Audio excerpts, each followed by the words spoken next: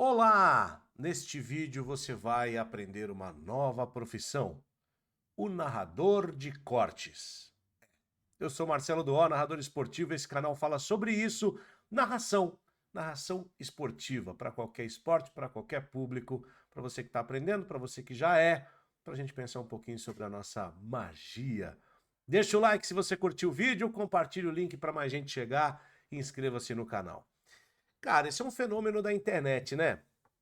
Tudo vira corte.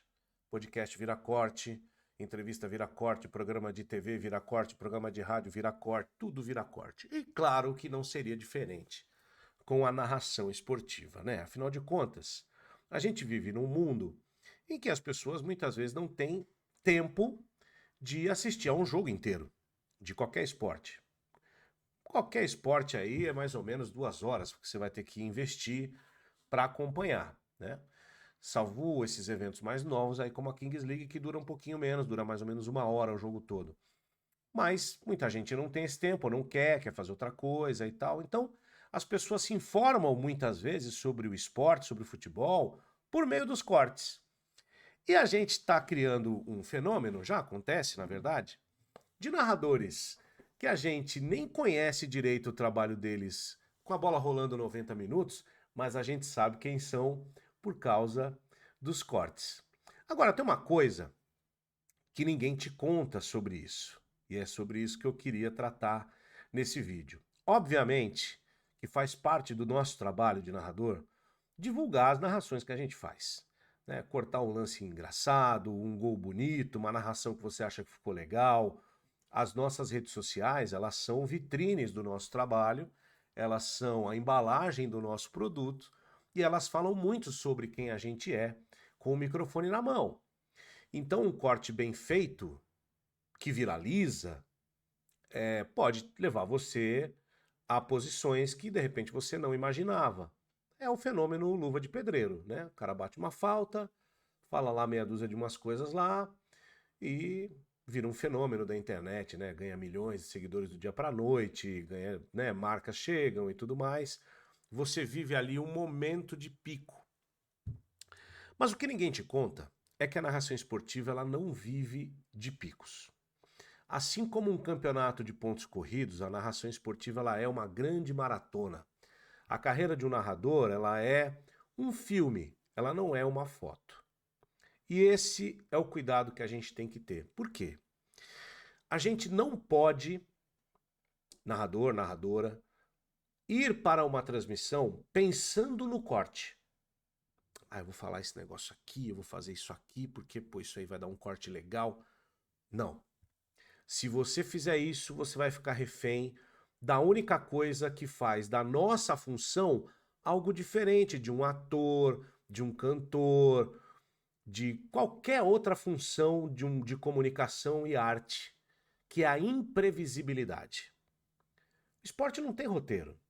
Você pode até ir para um jogo mais ou menos imaginando quem vai ganhar. No basquete isso é muito comum, né? No futebol americano isso é bem comum. Mas mesmo que você saiba quem vai ganhar, você não vai saber como essa vitória vai ser construída.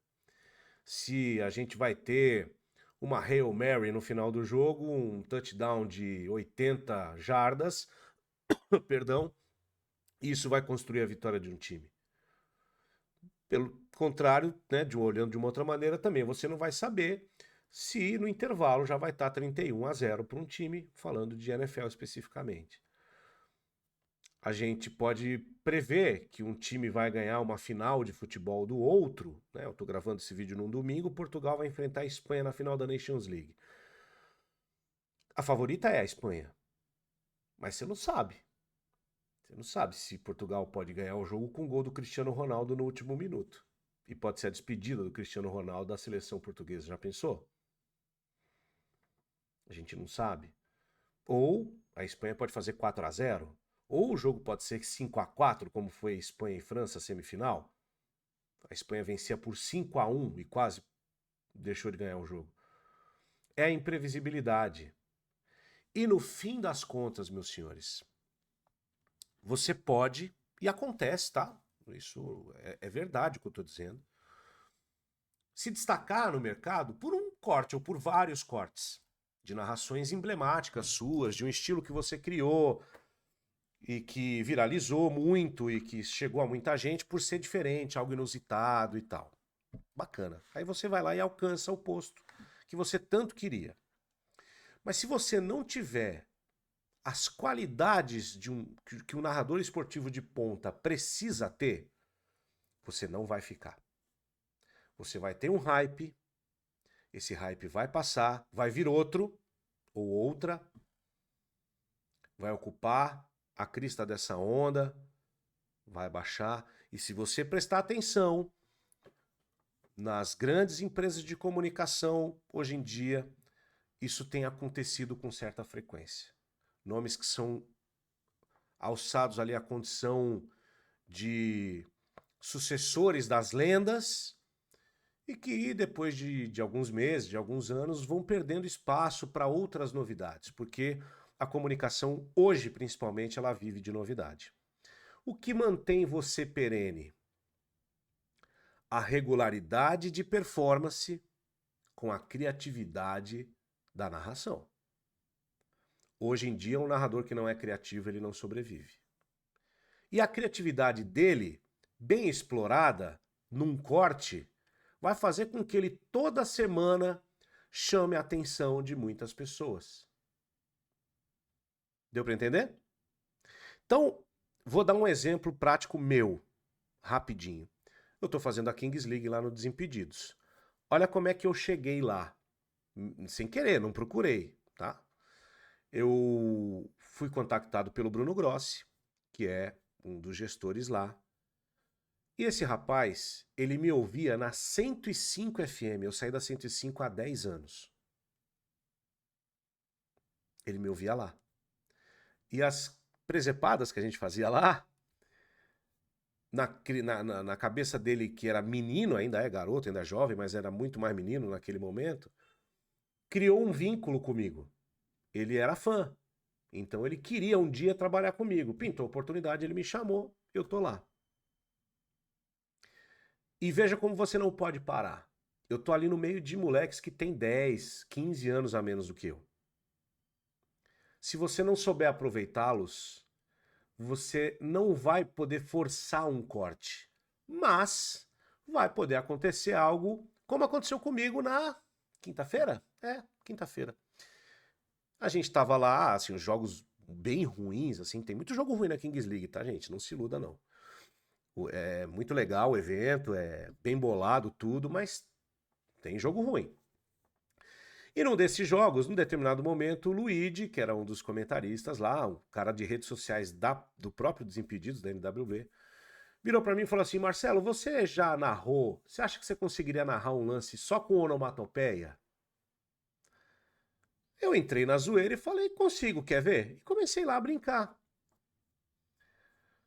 Acabou tudo e não teve gol. Como é que é o gol? Eles racharam o bico e tal, começaram a rir pra caramba, ele, o Armandinho. Eu fiz o corte disso e postei aqui. Porque dentro da minha vitrine, que tem um monte de gol emocionante, teve o gol da Ferroviária ontem, que foi legal, um tabu que caiu e tudo mais, do meu estilo, que é um estilo mais emotivo, mais nervoso e tal, tem pouco humor no ar que eu posto lá. Então isso dá uma visibilidade diferente pra mim. O cara olha ali pra mim e fala: poxa, mas o Marcelo também é um cara que consegue se encaixar nesse universo. Ou seja, eu ganho uma amplitude de mercado também. Se eu ficasse lá só fazendo as coisas da mesma forma para gerar cortes maravilhosos e tal, talvez eu não tivesse o mesmo espaço, porque tudo que você faz repetidamente vira monótono, se vira monótono, perde a relevância. Então pense nisso. Não seja um narrador de cortes. Seja um bom narrador, uma ótima narradora com cortes. Bons cortes de bons momentos estratégicos que você vai olhar depois ou durante. Poxa, isso aqui foi legal, vou anotar aqui porque eu vou tirar depois e vou fazer um corte.